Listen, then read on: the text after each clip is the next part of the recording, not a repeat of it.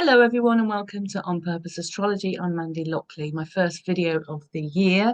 Would have done one earlier, but I've had this horrible flu that's been going around and a rather nasty cough, which is now much improving. Got my hot drink, my lovely Capricorn mug. I've just had my solar return, my birthday over the Christmas period, and I'm ready to go. So I'm going to talk to you today about a big change that's happening in the sky, possibly overlooked by some people. It's going to be the changing of signs of the lunar nodes on the 12th of January 2025. Now, I've got a lot of changes coming up this year. I'm just going to be talking about those as we're going along. The lunar nodes is one of the first big changes. We've already had Pluto moving into Aquarius towards the end of last year and settling there for the next 20 odd years. And then we're going to start to see Neptune moving into Aries. We're going to start to see Saturn moving into Aries as well in the spring. And then later on in the year, we've got Uranus starting to move into Gemini. So this Aries energy, we've got some Aries energy coming in these outer planets, haven't we, in this year, Neptune and Saturn. We're saying goodbye to some Aries energy when it comes to the lunar nodes, the nodes of the moon, because on the 12th of January, they move. So for the last 18 months, the North Node has been in Aries and the South Node has been in Libra. Now, most astrologers will know this, but just a quick introduction for those of you who are new to the nodes, what the nodes actually are technically. The lunar nodes are not planets. They are basically a point. They are the points where the moons, the 2 points, the northern point and the southern point, where the moon's orbit crosses the ecliptic. Now, the ecliptic is the imaginary sort of line that goes around our planet that tracks the movement, the apparent movement of the sun around our planet throughout the year. Although obviously we know in real life that we go around the sun, but from our perspective on Earth, it looks as if the sun goes around us. So that's what the lunar nodes are. You don't really need to understand the technology, the technical side of things to understand the lunar nodes, but just to know what they are. The other important thing to understand about the nodes is that they are always exactly in opposition.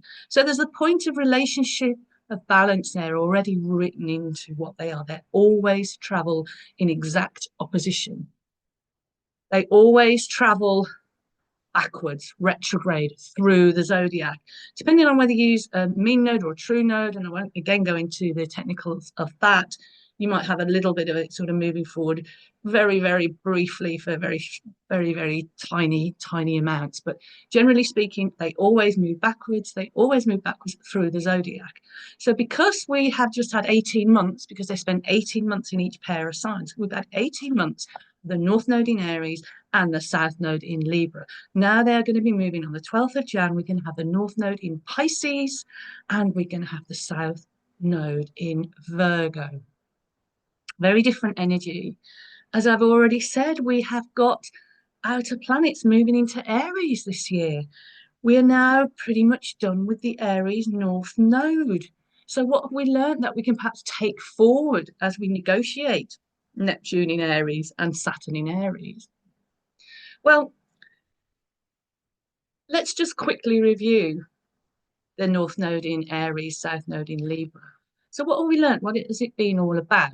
Now, bear in mind that the nodes, we have the nodes in our birth charts, and these are our personal messages from the nodes. And I'll talk briefly shortly about what the messages of the nodes are. Then we have them by transit. So as they're moving into these new signs, Pisces and Virgo on the 12th of Jan, the collective mood, the collective ideas of what the nodes mean shifts and changes a little bit. We need to take forward what we have learned from the North Node in Aries and the South Node in Libra. Now, very quickly, so what are the themes, general themes of the nodes? So the nodes, whether they're by transit and whether they are in your birth chart, they are about significant meetings, about connections, about relationship. Remember, they're an opposition. The oppositions are all about relationship and how we connect with others and with the world in general. The North Node is said to be symbolic of some of the qualities that we can move into, that we can develop, that we can grow and evolve as human beings generally, but as human beings individually as well. The South Node is more about our comfort zone. Do you remember they're the nodes of the moon? Now, other planets, all the other planets have nodes as well. It's advanced astrology. I won't go into that, and they're used fairly rarely. So generally speaking, when we hear about the nodes, we are talking about the nodes of the moon. The moon is about our comfort zone, our habits, where we retreat to, where we feel safe. So the South Node, particularly in our birth chart, that represents that safe place and that comfort zone where we kind of retreat to. Now that is useful. There is some talk about the nodes is like the North Node is where you need to grow towards, and the South Node is where you need to let go and just forget about that.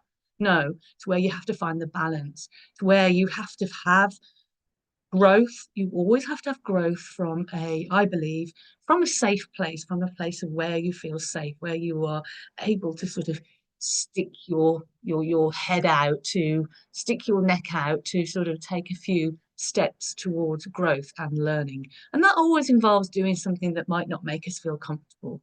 But we can use the South Node and what the South Node means to help us find that comfortable place as we stretch ourselves and as we grow and as we evolve. It's also associated, particularly in spiritual astrology, the nodes, with karma and fate and destiny. So what is your karma? Well, I don't believe particularly in, oh, this is your fate, this is your karma. Your karma is something to do with, atoning for past sins from past life or from earlier in your life. I think karma is more to do with what we are here to grow and learn into, to grow into and learn into, to evolve into. It's a positive thing. There is a sense of surrender, I think, with the nodes, surrendering to what is and moving forward anyway, particularly as we move into this North Node into Pisces, as we shall see. South Node, I've already said, it's not really about letting go. It's not like leaving things behind and letting it go and moving into something new. It's about finding that balance. Again, it's that opposition. However, the South Node can represent past habits and patterns that we do need to heal and let go of. And again, it's good news. This North Node in Pisces is good news for the healing journey. So what have we learned that we can probably helpfully bring forward from 18 months of the North Node in Aries, the South Node in Libra? Well, the North Node in Aries is asking us to grow towards who we authentically are, to stand in our own power, to understand our own deepest desires, to assert those desires and to take action and to go towards them, with less worry about people pleasing, with less worry about what people project onto us, who they want us to be, who they need us to be, who they perhaps thought we were and have labeled us as so. It's about breaking out. It was about breaking out of those little compartments that other people have put us in, and we've sat in those compartments almost as our comfort space. When you're a kid growing up, we're told who we are all the time, aren't we? You're the clever one in the class. Oh, you're the bright one. Oh, you're the quiet one. And really, these projections, they're projected onto us by people's own thoughts about themselves and the world as well. Although there's obviously some truth sometimes in some sort of stereotypes but just to give you a case in point, just over the last, I don't know, few weeks or few months, had conversations with people. Someone said that they thought I was quiet and timid. Someone else said that I'm a vivacious person. Someone completely different turned around and said that I came across as a very confident person. So that just goes to show that those projections, what is the truth? What is the reality? Who am I really? the North Node in Aries has asked us to ask those questions of ourselves. Perhaps we say we can be all of those things all at once, or all of those things, different things in different situations with different people. So the North Node in Aries has asked us to be who we are, to learn to be more who we are in any circumstance, really. Just be who you are, be authentic to yourself, stand in your own sovereignty. Mars is the ruler of Aries. It's all about one's desires. What do you desire and how you go for it? We don't want to be stepping on other people's toes. So there might be, for some people, there might have been that thing of thinking, okay, my behavior going what I want and saying who I am, and this is who I am, and I don't apologize for it, can actually probably hurt sometimes other people. So maybe that's where the balances need to be. But for me, it's certainly been about people pleasing and to paying too much attention to other people's opinions of me, whether positive or perceived negative. Nobody wants to be called timid and quiet. It's a compliment to be called confident and to be called exuberant, vivacious, you know. Um, Perhaps I'm all those things, perhaps I'm none of those things. But these are the things that we can carry forward into this beautiful healing energy of the North Node in Pisces and the South Node in Virgo, and also energy that we can move forward when Saturn and Neptune go into Aries as well, because we should have a collectively, or if we've been doing the work, if we have a growth mentality, we will have more idea of actually who we are. I've had to learn a lot about myself and my motivation and staying motivated, for example. Aries is known as the go-getter, right? I've had to come to terms with, where I've not been go-getting enough, which comes to comes very much to the fore when I've gone from being an employed person to a self-employed person, that motivation. So those are some things to sort of reflect upon. Time for reflection, really. We don't want to sort of drop everything that we've learned over the last 18 months, but the next 18 months are where we come in. So what about the North Node in Pisces and the South Node in Virgo? Well, we've gone from fire, air. Who do you think you are? Who do you think you are? That fire and air energy, literally, who do you think you are? That fire and that air, that spirit, that thought. We go now into who do you feel you are?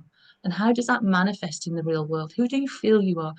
It's it's an earth and water, all about imagination.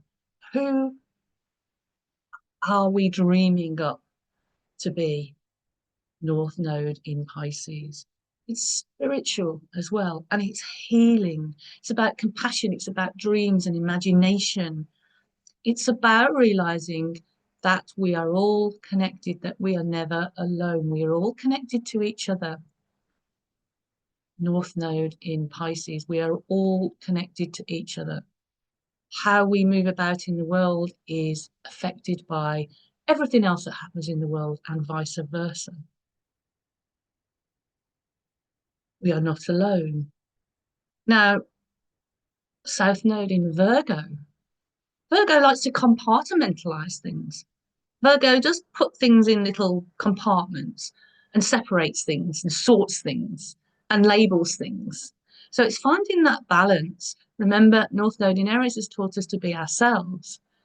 Where do we put ourselves into little boxes? Where do we put other people into little boxes? Can be very judgmental, Virgo. So where do we need to let go of being judgmental? We can be discerning. It's very important to be discerning. Now, when you make decisions, so for example, in North Node in Aries is telling us just to go for it, right? When we make decisions with a North Node in Pisces, how are we going to move forward? How are we going to manifest the future that we want? It's quite useful, actually, that it's happening in January. We talk about January as being New Year's resolutions. We talk about it as being, well, what am I going to achieve this year? And manifestation is a big thing. Now, manifestation, the law of attraction, it's about knowing what you want and then going out and getting what you want. That's just a part of it. So we might have learned that we need to sort of know what we want, and we might have learned that we just need to take action. You know, I have an upcoming book about life purpose that talks about this, knowing what you want. First part is all about knowing what you want. The last part is all about action, but the middle part is all about how we feel about what we want. This book has been in the making for a couple of years now. I promise I will bring it out this year. Excuse me while I just take a sip. I will bring it out this year, and I will shall definitely let you know when it comes out. But the next part, really, where the North Node in Pisces can help us is how do we want to feel?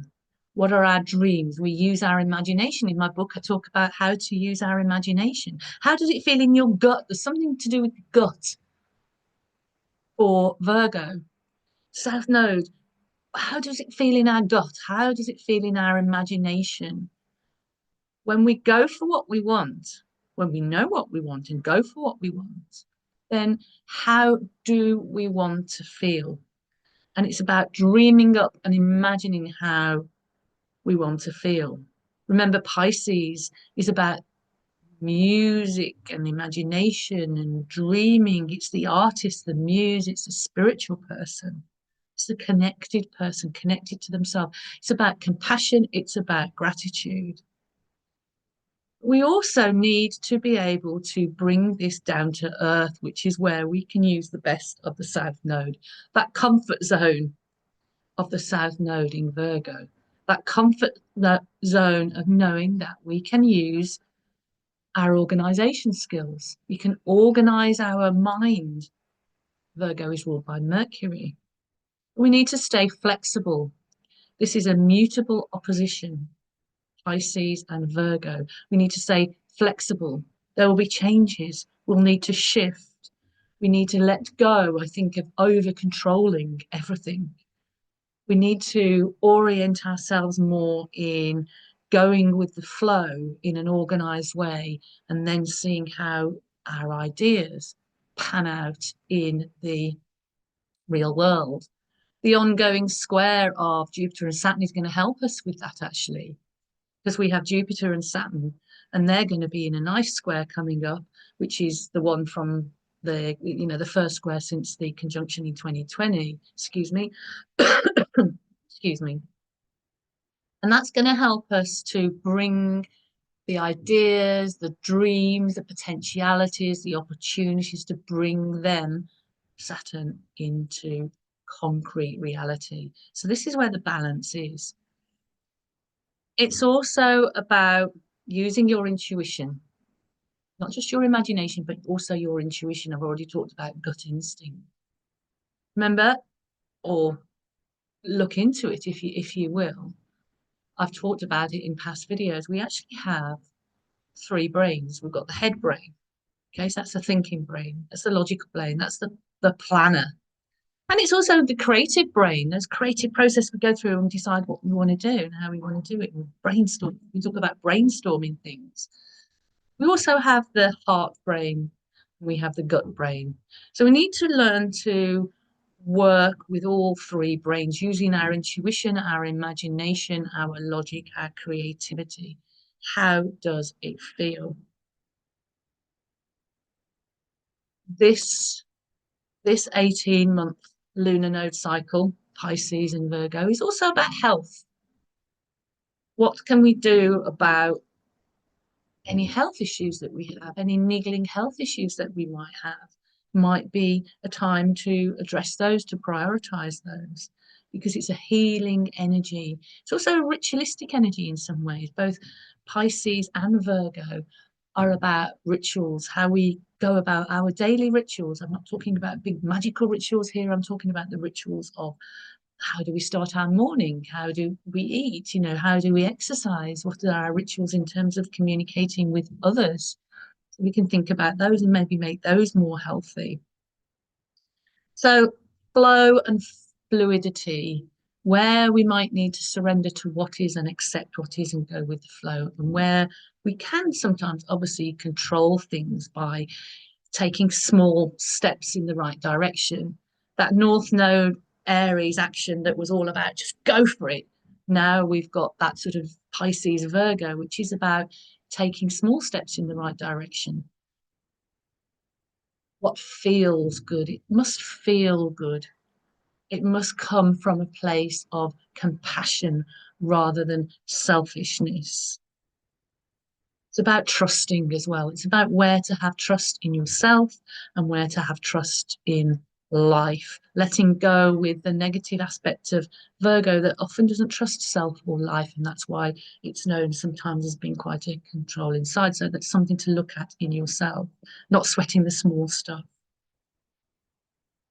We also need to have a grip on reality, of course, and Pisces can sometimes make us sort of imagine things that aren't there for good or for ill. So again, that Virgo, that balance of that South Node in Virgo shows us where we meet reality, where we, how things are really are and what's real and what isn't. So that's the discernment of Virgo. We don't want to get too caught up. We still want to let our imagination flow freely. We want to take plenty of rest and relaxation.